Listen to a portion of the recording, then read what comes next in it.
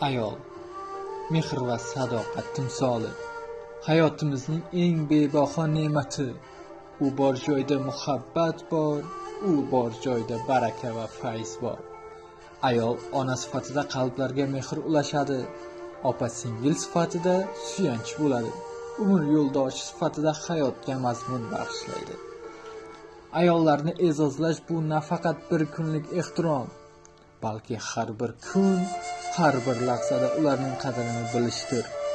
Ularning sabri tog'dek, mehri cheksiz, qalbi esa nurga to'la.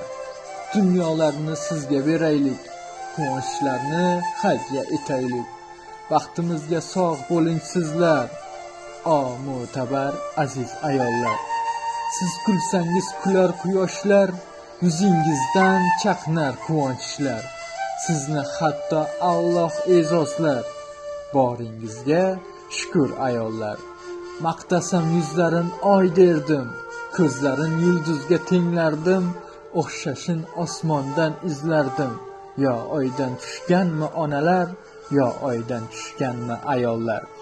O't tushib gohida bu jonga, dil bersak nozanin janonga, o'ylaymiz termulib osmonga.